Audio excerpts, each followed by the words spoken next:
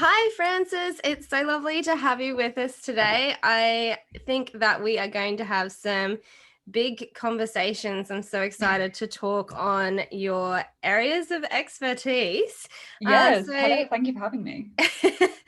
So if you could just get us started by telling us a little bit about yourself and how you got started with horses. Yeah. So I am Frances Dixon and my business is, well, it's me basically. So it's Frances Dixon Independent Equine Consultancy. I started in horses. Well, I suppose like most of us do really, just kind of, I was probably about the age of 7 at, sort of a local riding school. And it was just one of those things that my parents kind of threw in alongside, I don't know, like ballet or, the violin or something, just something else, if you could to try. My parents aren't horsey at all. My mum's allergic, although my dad, top horse dad, you've probably seen all of my posts, he's more than happy to like pick up a shovel, and he's always been there and been very supportive, couldn't do it without him. So yeah, I probably started riding about the age of 7. And I mean, when I was younger, like I was a little whelp of a girl. Like it was hard work. I was cold constantly. I probably didn't even really enjoy it that much when I was younger, but I stuck with it. And yeah, just kind of carried on from there. So I learned to ride at a local riding school. And it was very like old school kind of, we did, all those classic like schooling maneuvers and very kind of old school and by the book, but that definitely taught us kind of discipline and, how to ride properly, I guess, if you like. Yeah. The riding school actually got taken over by somebody else who was a bit more of like a kind of bit more like a horse dealer. So we had this good foundation of like actual riding and our skills and ability and stuff, but then we almost got like free reign on every shape and size of horse you can possibly imagine came through there. And that was when I met Franny. She was my first pony. She was just another kind of one of those run-of-the-mill horses that came through. And yeah, I ended up, my parents bought her for me when I was 11, I think.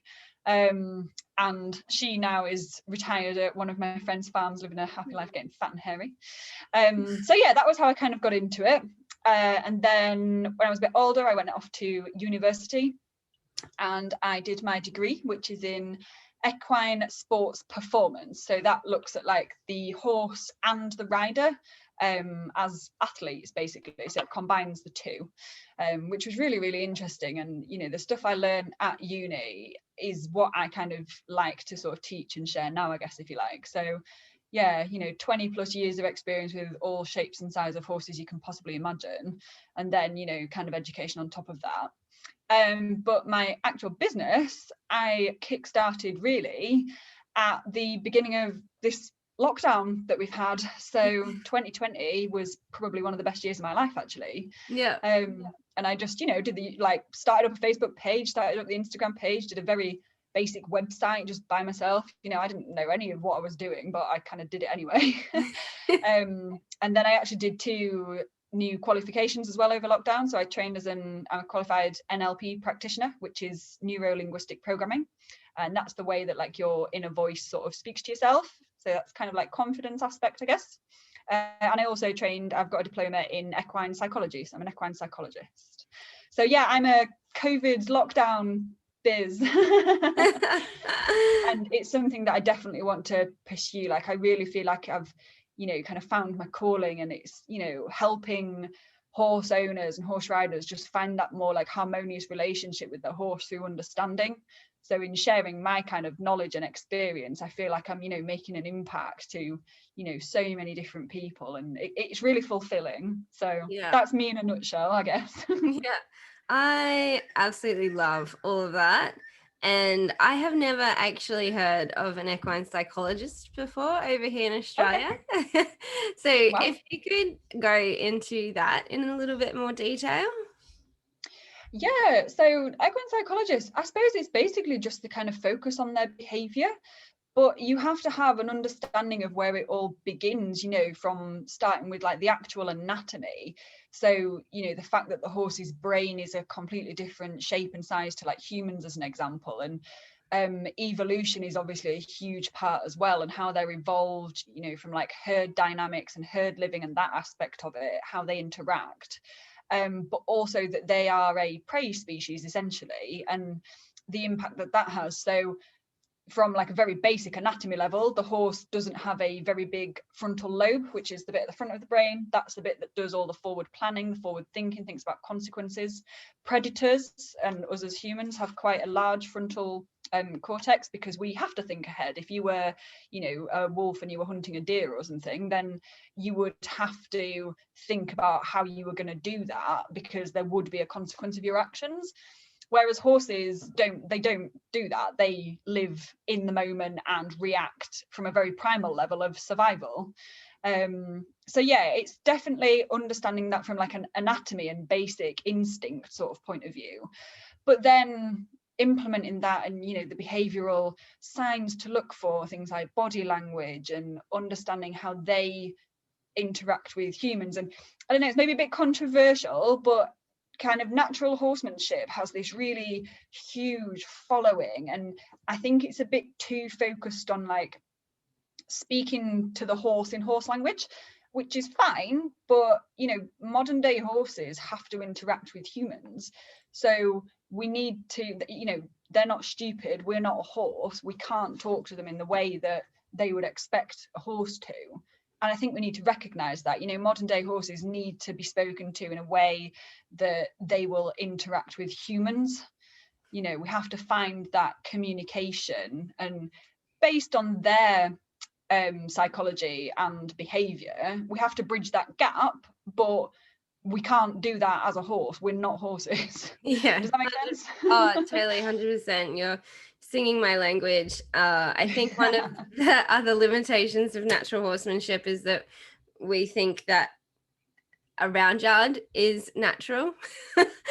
Yeah, what is that about? Like, if they were in I'm for it to a certain extent, yeah, but you know, you have 100%. to understand why it's effective. Yeah, but kind of all of those herd philosophies go out the window once they're trapped. Yeah, absolutely. Yeah, And that's so the we're thing, you know, I still think we forget putting about that ourselves in sometimes. that predator position where we're controlling the environment and how they can react to us. And so we don't necessarily have to read them, because they don't have the option of running away. Yeah, 100%. I 100% agree with you. And I think the round pen should be changed to a square pen, because at least then they've got the option of actually telling you to do one and just standing in a corner. You know, if you can loose school your horse in a square pen, I'll be more impressed than a round pen, but that's just my opinion. Oh, I love it. Yeah, totally. You know, obviously natural horsemanship has taken us out of the era of you know, breaking the horse's spirit, submission based training as it used to be, like that you had to break their spirit and like submit their will to you. Like, it's definitely, I do think that still goes on, but you're right, it's definitely introduced a different way of thinking, which is good. It's definitely a step in the right direction. Absolutely. Yeah, it has taken us out of some of the more barbaric training situations, but I think, as you say, we can keep going further forward, and we need to find a way where people can interact and find that language with horses, because, you know, it's also not appropriate for horses to speak horse to us either. Like, you know, absolutely, with each other, rearing and striking and biting and all of that is perfectly normal, but we don't want that kind of interaction with us either. Yeah, absolutely. It's finding that balance of communication, but allowing expression at the same time. Like, you know, Nutmeg, my youngster, I've had her from a weanling, and she will rear and bark and kick about and whatever. But, you know, I've always sort of taught her, you can do, like, you know, let me know when you're done, as long as you do it away from me. You know, I've never kind of told her off for expressing that, providing it's in context. And I think if you spend that much time around horses, like obviously I've had her since she was 5 months old, since she was a weanling, so I know her very, very well, and I know when she's, you know, just being playful and having fun, or when she's having a bit of a divas drop, like, you know. But maybe that's my own fault for allowing that expression. It's a blessing and a curse. No, that's totally, I hear you. You know, if the horses want to hurt us, they can, and they will hospitalize us. And sometimes they're just exuberant, and they, you know, they do try to not hurt us. Yeah, I think they do. Yeah, I think if you have that, you know, good bond, I've never I'll say never. I've very, very rarely come across a truly like aggressive horse. You know, I think there's always a definite reason behind it. I don't think any horse is just nasty. Yeah. You know, I think I would completely agree with you with that. They're just doing whatever they kind of feel like they should do, or what they've been taught to do sometimes. Yeah. Yeah, definitely. I have played with some aggressive horses, but it's definitely man-made situations. Yeah. It's sad, isn't it, really? Oh, 100%. The thing that I find really interesting about aggressive horses, I hadn't like really, because aggression really irritates me. I'm like, why do you need to bring that energy here? Like, I prefer to deal with, get back in your box. I prefer to deal ask with me nicely. sensitive, spooky, reactive, because like, once they trust you and you're connected, it's super easy. And so aggression always just really made me angry. And it wasn't until I realized that, aggression is just like a spectrum of that fear, like absolutely. At the core of proper aggressive tendencies, there is insecurity. And so you do kind of deal with it the same way of developing that secure attachment and that connection in that relationship. But it's just the way that they express that lack of security. They're absolutely. kind of secure in themselves and they're quite happy to tell you where to go. And that goes back to that kind of instinct of like fight, flight or freeze. And a horse will do it. They will always run away first. Like even the fat little hairy ones are physically designed to run away. They've got long legs, they've got big lungs, and eyes on the side of their heads for good all-round vision. They are designed to run and to notice, and have that reaction. The next thing that you would see, and I've seen horses do it when they're very, very sort of really put under pressure, is the freeze response. And often a lot of horses in that state are described as like shut down, or like kind of learned helplessness is a bit of a different one, but they kind of stop and just won't do anything. But then that is when you might get that explosion, or then you would reach that fight response. If your horse has got all the way to that fight response, chances are the behavioral signals that have been expressed before have been just ignored, or you've not noticed them or not seen them. So that fight response comes, as you rightly say, at the very end of kind of that insecure spectrum, if you like. And they've not been able to kind of relieve the stress that they've been put under, and that's when they get to that point, and then like just kind of explode and lose it. Or if that's effective, they then learn to kind of do that again and use that response. They might get to that response earlier than they would have done, which again is a really sad place to be. But as you say, often man-made. It's often our fault. Definitely. It's definitely like a lot goes into building your eye in for appropriate amounts of pressure. 100%. Like I know that when I first started out, I would push the horses to that point because I was trying to figure out where it was, and I hadn't yet figured out how to stop just before it. And then absolutely. It took quite a bit just to figure out like where to back off that pressure, so that, and that comes from experience as well. Like, that comes from years of working with different horses, and every horse is an individual. Have you heard of like the terms kind of eustress and distress? A lot of us have heard of distress. So this is what we were talking about, the kind of the threshold, just as you were saying then. So eustress is actually, so that's EU, not like eustress as in like hormonal eustress, that's something totally different.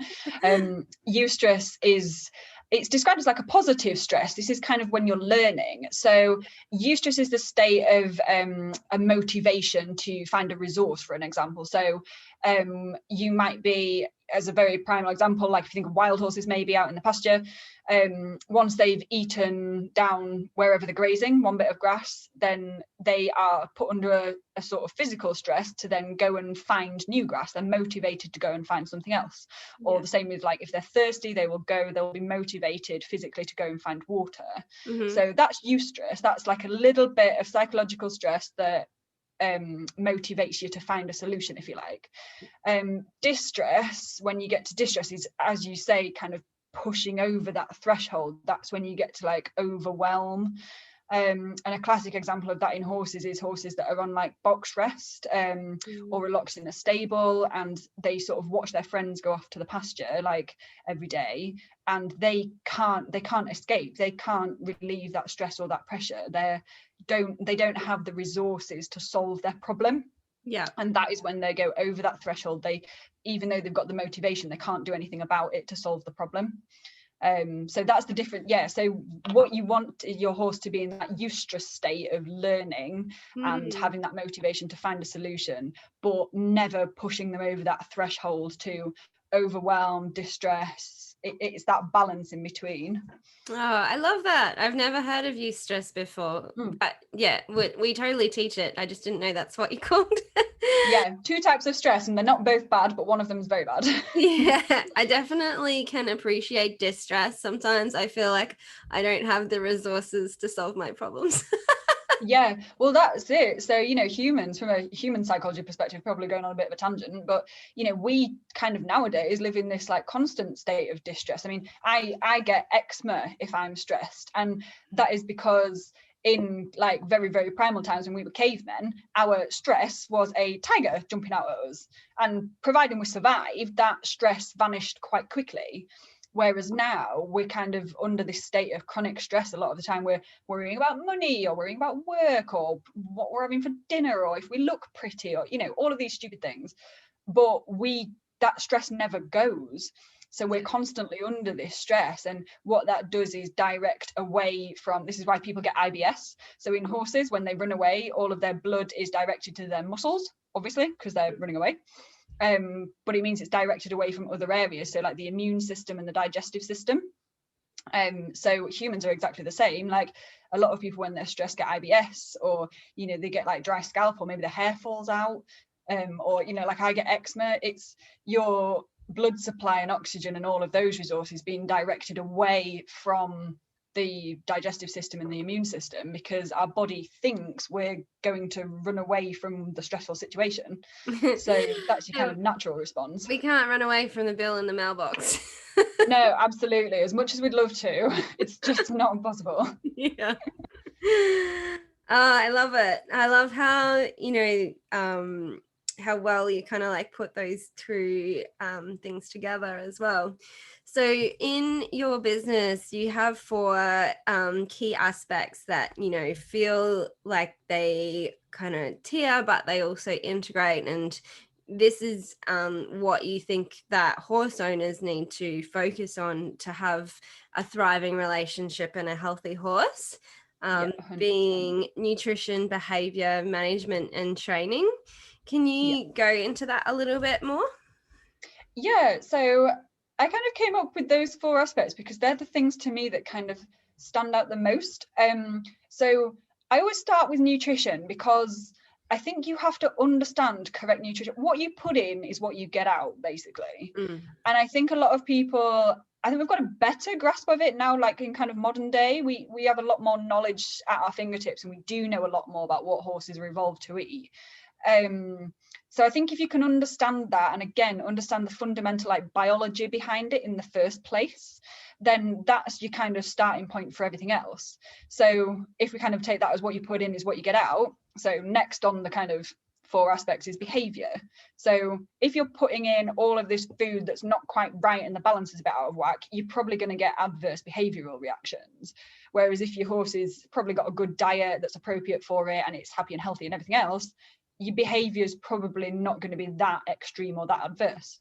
So the behavior point of view is everything we've talked about, kind of the equine psychology side and understanding why they do what they do. So next, the third one is then management, and that is like your horse's day-to-day living routine life. This can be every aspect of your horse's life, if you like. So whether they're stabled or turned out, whether they're turned out 24/7, even silly things like, I don't know, whether they've got a door, or whether they've got a sort of chain across their door, or a bar across their door, even little things like that that kind of make them feel not quite so enclosed, can have a huge impact on their again, behavior and how happy they are and how stressed or unstressed they are. So yeah, management kind of includes all of that, and their daily routine, every aspect of their daily life. And then finally we come to training, because I don't think you can, you know, train your horse properly in a happy, healthy way until you've assessed all of those other three things. Because if your horse is showing adverse behavior, that's not going to be helpful when you then come to train it. No. And training isn't just, you know, tacking up and riding and galloping off somewhere. It starts from the ground. It starts from handling your horse. It starts from going in and out of the stable, or, you know, how you even greet your horse and how your horse greets you. So yeah, I think you have to look at all four aspects as one, but assess each one individually, if you like. That's where the kind of foundation started. Singing our language over here. I love it, because I know, you know, we follow each other on Instagram, but I probably haven't like completely delved into the depths of your training.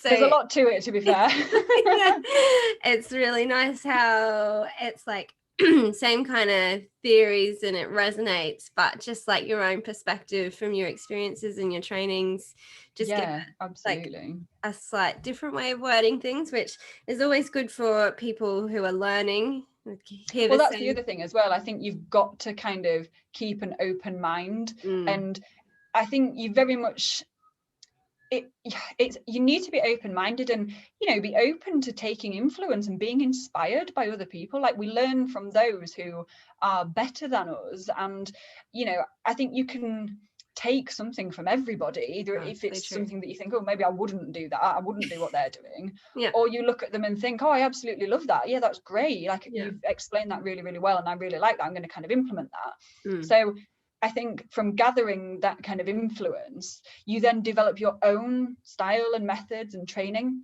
Definitely. And I've had, you know, 3 of my own very, very different horses. So I had like Franny, my cob that I had since I was really young. Then in between, I got an ex-racer, and she was, you know, a completely new kettle of fish. And then obviously I've now got Nutmeg, who I've had from a baby. I've done everything with her. Yeah. So 3 really, really different horses, but I've stayed very consistent in like my methods and my training and just what I kind of do as my horsemanship, I suppose. Yeah.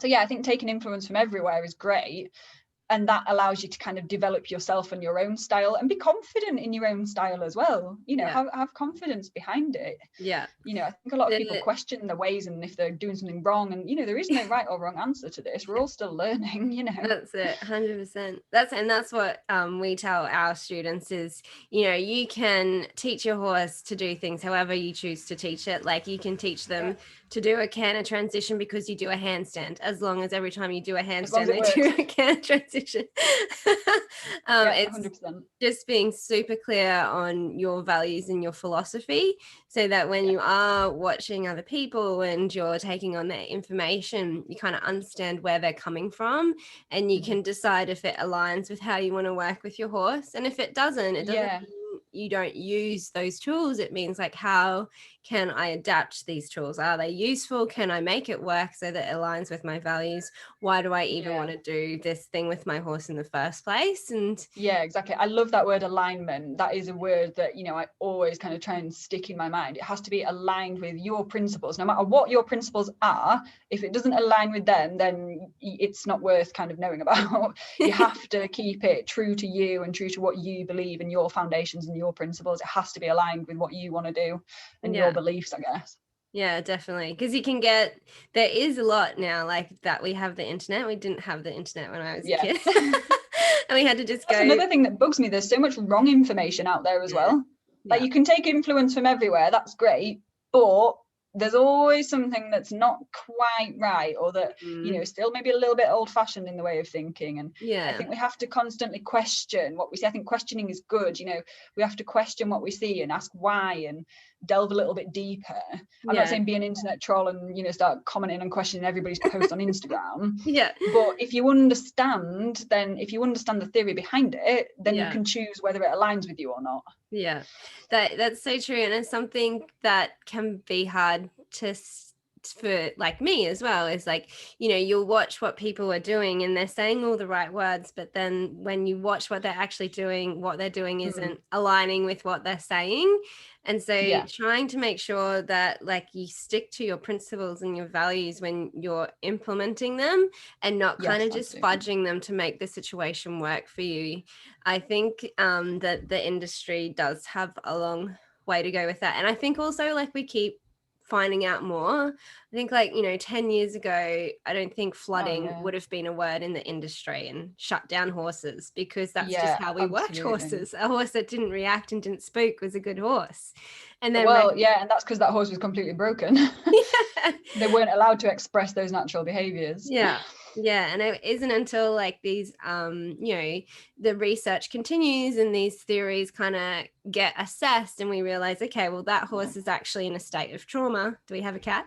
So she's just been fluffing around. I could see the blinds moving behind me. That's a cat. I suppose the kind of flip side to what you're saying there is that something I say is, until you know better, be the best you can be, because we do still make mistakes and we don't know everything. And like, I know there's times when I've let it get the better of me, and I probably have, had my own sort of meltdowns, either when I've been riding or, I've kind of looked back and thought, oh God, what on earth was I thinking? Like, why did I do that? But I think, we have to remember, again, horses aren't stupid and they're very forgiving creatures, as long as you're kind of consistent, and if you're there sort of day in, day out, you're the one constant thing they see every day. I do think that they kind of accept that we have a blip every now and again, and they probably look at us and think, oh, what are you doing today? Like, what, are you okay, hon?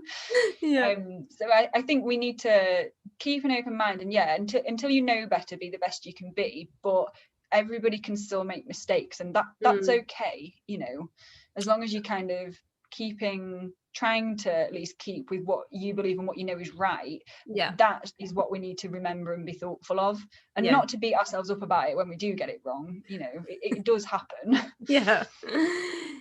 Totally. I love it. I am hearing you. So you have a few things that people can do to work with you and find out more on these different topics. You have a free monthly Riders Confidence Clinic. Yeah, that's right. So that came about, we were just sort of talking about it beforehand, about kind of when lockdown came around again, we just sort of, me and a group of friends just sort of, I kind of set up like a little webinar, a little introduction of kind of human psychology and why we kind of feel the way we do sometimes and lose our confidence. But it just became a bit of a platform for kind of chat and, sort of answer some questions. And like, honestly, the same questions come up every single time. Like, I think we don't talk about it enough, and I think if we did, we would realize that everybody has these blips. Like, everybody feels the same way, and you're not on your own. So that's how the virtual rider confidence clinic came about. I hold them just once a month, like normally on a weekend sometime, and it's just a place to kind of get to know a little bit more about like the human psychology and why as riders we sort of have the blips that we do sometimes. And then just to hear from other people, actually, do you know what, we're all in the same boat.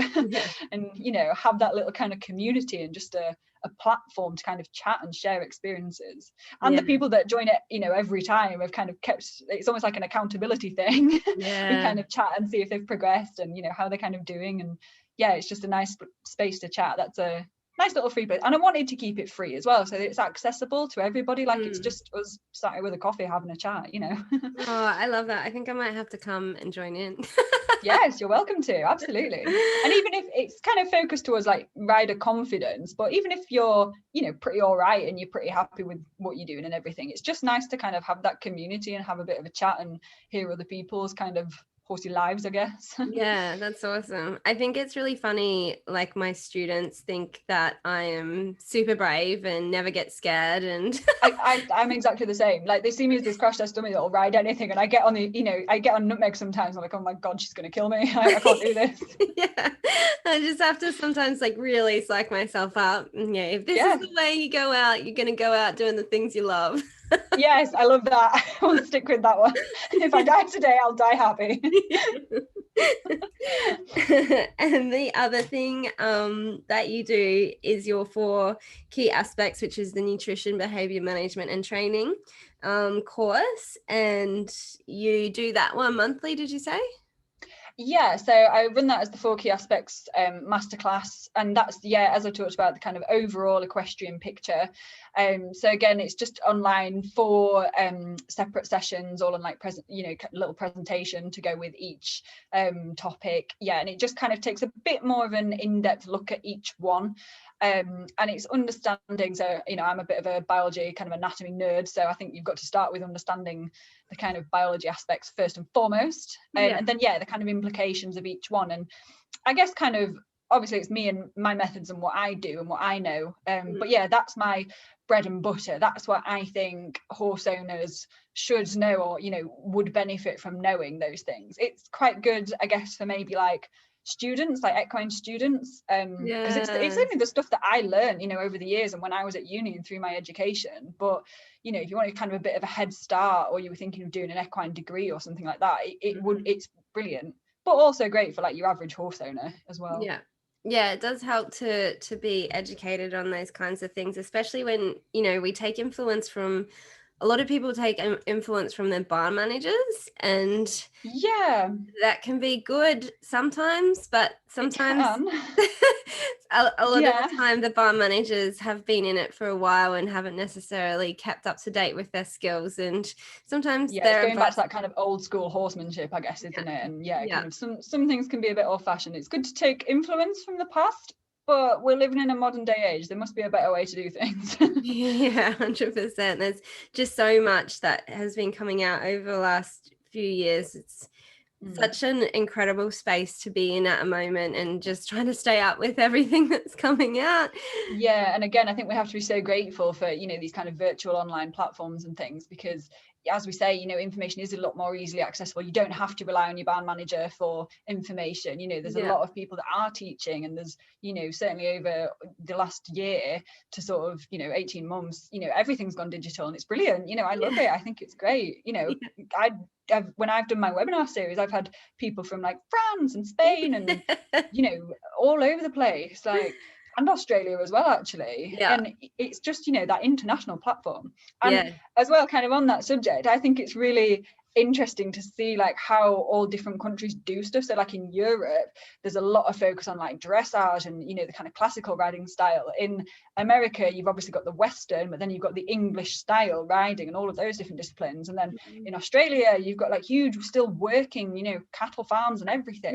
We don't really have that in England anymore. I think it's great to kind of see all those different people and everything that everybody does. And you guys have snow. It's not good. It's an absolute nightmare when it snows. I was battling last week with like frozen water drinkers, and it was a nightmare. I do like watching the Instagram photos and videos of people in snow though, because like I've never had horses in snow before, and you don't want to. People playing in snow with their horse does look like fun. Yeah, it's fun for like the whole 20 minutes when you're actually in the snow. It's all nice and white and pretty, and then you've got to clean it off them and scoop it up everywhere, and then it turns to ice as well. It doesn't stay snow for long, it turns to ice, and that's a nightmare. I was watching I shouldn't be so ungrateful, should I? Clean the ice off their horse with a whisk the other day. Yeah, what? I don't understand that. How does that work? I don't get it. I don't understand how you'd use a whisk. I'm not going to try. Yeah.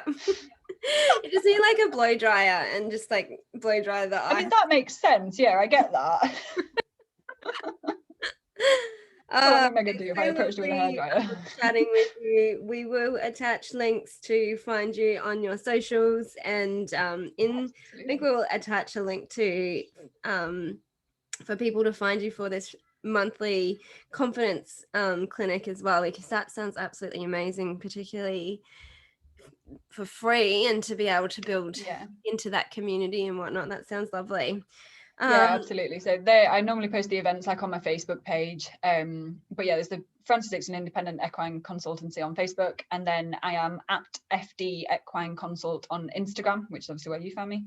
And then there's always the website as well. All the information and a bit more about me is on the website too. And the website is it's just a Wix website, so it's Frances Dixon. www. I think it's just wixsite.francesdixon. Let me just find it. Hang on. Okay. But yeah, the links to that as well are on my Instagram and my Facebook if necessary. Okay. So it's Frances Dixon 93 at wixsite.com. Beautiful. Beautiful. Thank you so much for your training today and for sparing us your time and having a good chat with us. I could honestly talk to you all day. It's so interesting, the training that you've done.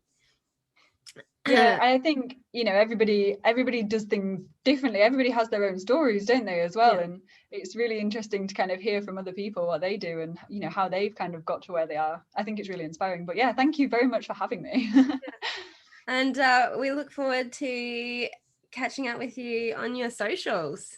Yes, I will. Yeah, absolutely. Your coaching call, that should be fun. I'm coming to the next one for sure.